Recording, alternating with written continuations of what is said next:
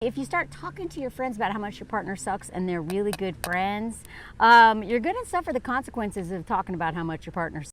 And that means they are going to tell you things you don't want to hear. They are not going to be a safe place for you to complain about your partner with no intention of doing anything about it, because they're eventually going to get sick of it. So I like that I'm at the point where people know that I'm not a safe place to complain about someone without having any intention of taking any action about it. Now, I've talked about this subject a lot. There's nuance to this conversation. I'm not talking about abusive relationships, because those are, okay, making sure. I don't have boobs, but sometimes they pop out. Like, I'm not talking about every single scenario. There's a lot of nuance, but I'm talking about there's a lot of women who, and they tend to run around in circles with other women who have terrible partners, and it's just normalized because they're like, oh my God, blah, blah, blah. But when you have friends who care about you, and who are either decentering men in real time or have already been doing that for a while or whatever, they are not going to just be like, oh, I'm so sorry, and then just pretend like that he's not doing that and he doesn't suck. So I'm going to go over a column from Carolyn from the Washington Post. We call this What the Hell Mal? The column of a column. I haven't done one of these in a while. This is the perfect example of a woman who is like trying to have her cake and eat it too. So we can't change men. We absolutely cannot change men. They are going to do what they're going to do. But what we can do is tap out of dancing with them. Just sit this out. You know what? I'm not going to keep doing this stuff. Like, you can dance alone in your mom's attic. I'm not going to marry you. I'm not going to live with you. I'm not going to give you any labor whatsoever. And then just complain to all the female friends in my life, or to my sister, or to my mom, or literally to anyone who will listen to me talk about it but not do something about it, because that's just a pressure valve. That is just like, that is literally, I've mentioned this in a video recently, that's just like, you know, I've had addicts in my life, I've dealt with my own addiction. If I just like complain about this addiction, people are gonna get tired of hearing about it, unless they're addicted to it too. So I'm not here to normalize men's terrible behavior. So if you're going to talk to me about it, obviously, I'm never perfect either. But if it's consistent and it's rude and it's mean and it shows that he doesn't care for you, I'm not a safe person to talk to that about. Because either A, I'm going to tell you what I think, or B, I'm just like not going to listen to it. Because it's not helpful. It's really not helpful. I finally learned that lesson. And before I get into this column of a column, I have been in the other side of that, where I was the person complaining about my abusive ex before he even got abusive. And then I could see my friends start to go, like, it was not fun for them to listen to it anymore. They were just over it. Because I'm just, bleh, right? And you know, at that point, I might as well be talking to a wall, because I'm not even listening to them. I'm just have so much drama and so much complaining, but I don't want to do anything about it. And it's a very isolating place to be, where you have so much to say, you want to complain, but no one will let you complain about it. So then you are more alone. And I'm not saying isolate women who are in abusive relationships. That's not what I'm saying. But I am saying that knowing that I could not talk safely about how this man was awful without hearing feedback about it that I didn't want to hear, made it so that I stopped complaining about it. So I felt more and more alone until I was ready to get out. Until I was ready to take action. I had to hit a bottom where I was like, this sucks so bad and I'm losing my friends. I'm out. Getting out, and then also like not wanting to go back, and all that stuff came with it, as it always does, because, you know, it's hard. But I want to give a perfect example of friends who are not letting a woman just complain about a man's behavior, and also let him think that their relationship is okay. So let's get into it. Before I do, I'm on the river back in Lyon, but it is canicule here, hot as fork, and there's no air conditioning, so I just have to come to the river because I can't be inside. Yeah, because it's hot and we don't have air conditioning in this country. Many of y'all learned if you were following the Olympics. So this is the title: Rude Guy Thinks His Partners Poison Their Friends Against Him. Hiya, Carolyn. My partner thinks I have poisoned our friendships against him by speaking badly about things he said and done. He now feels uncomfortable going out at all, as he feels unwelcome. But honestly, it's something he does to himself. Rudeness, bad little jokes that don't land, being thoughtless to me. They see all that without me even adding to it. I'm not quite sure how to say it's not me, it's you in a way that might land.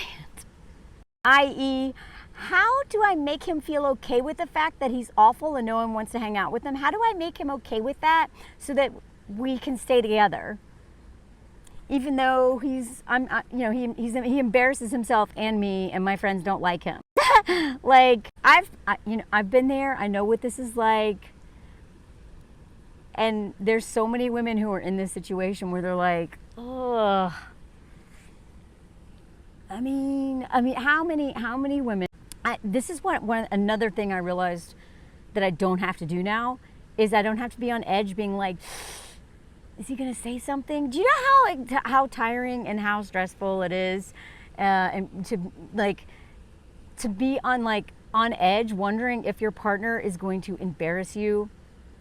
Like, not even, I mean, it's one thing if he's maybe making fun of you or whatever, or if he's like just, snapping at you in front of them because you're like, oh God, I hope they don't think we're in a bad relationship, or him making fun of them, or just, like bad jokes are one thing, but like being rude, being mean or thoughtless to you, like basically, the more you bring a partner out in front of your friends and he does that if he feels confident enough doing that in front of them, you're in trouble. Like, most men will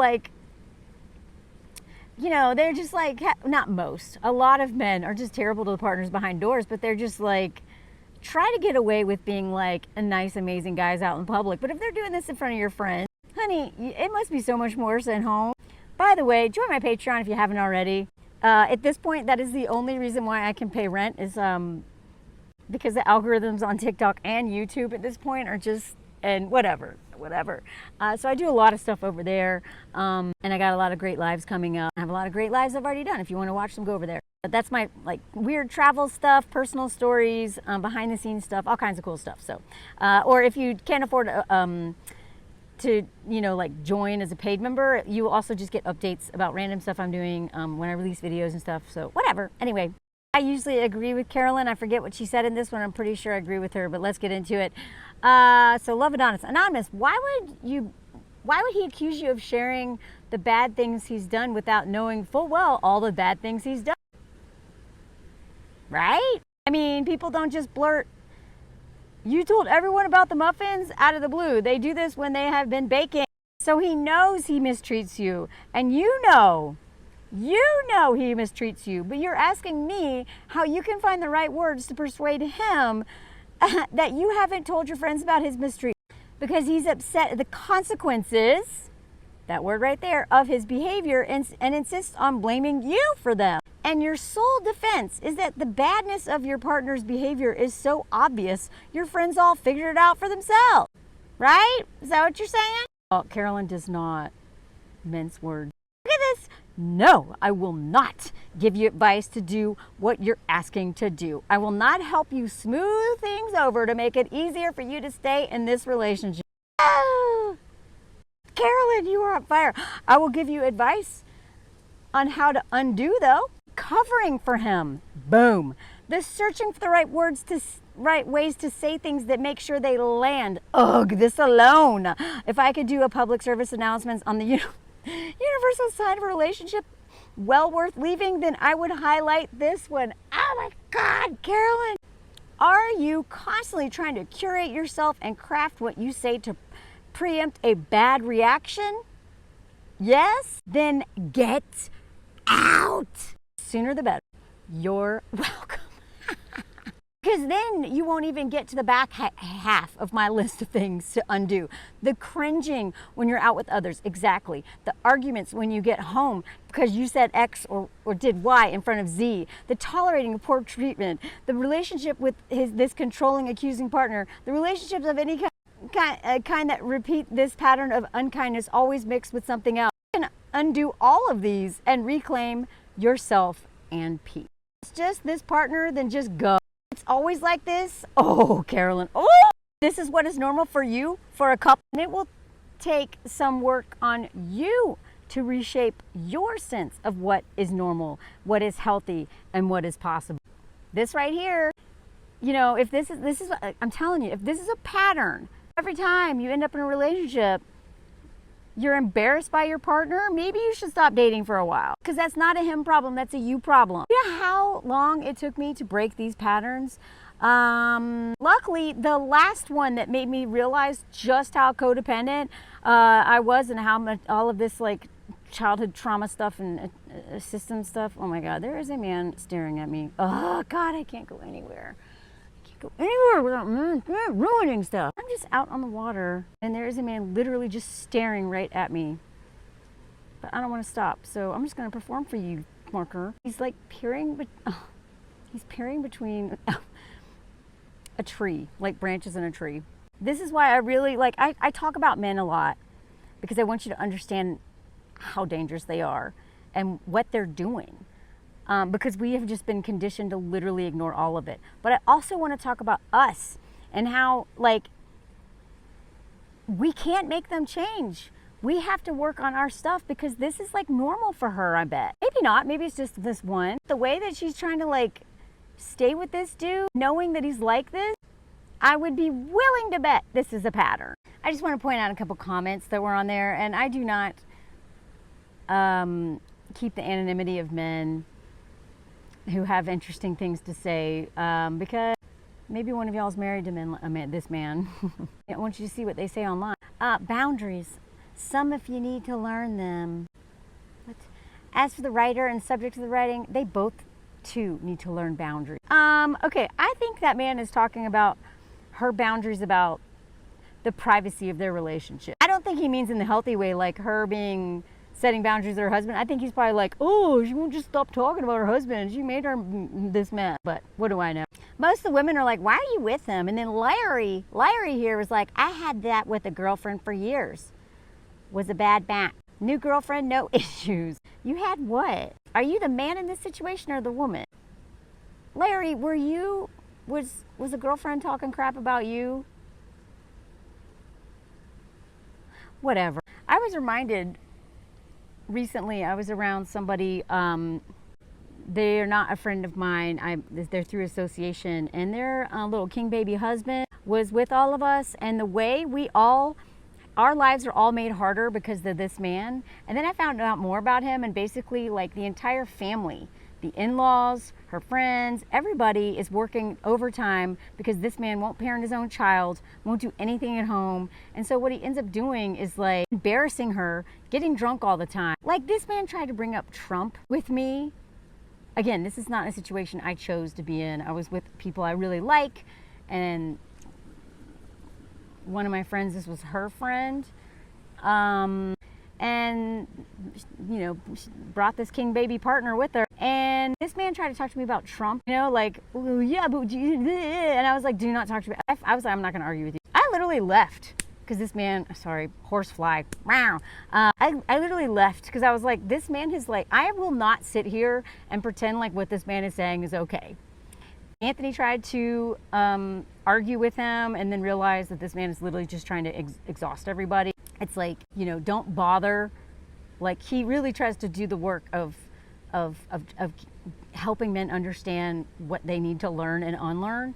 But he has also realized that like there's certain people that are unreachable and that they're going to waste his time, and he needs to work on the people that are, you know, could come to this side.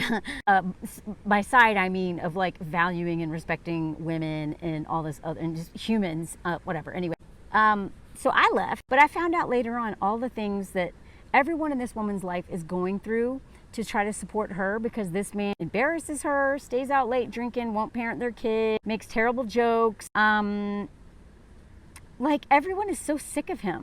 And I'm very proud of myself for getting up and leaving, because I wanted everyone to know that I am leaving because of him.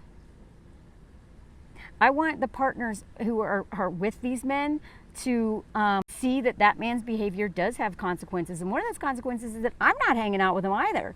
So if you're going to bring him here, I might leave, or I'm not going to talk to him, but I'm not going to make it fun for him. And if that means making it uncomfortable for you, then don't bring him or question Why are you with this dude? Why are you with someone who embarrasses you?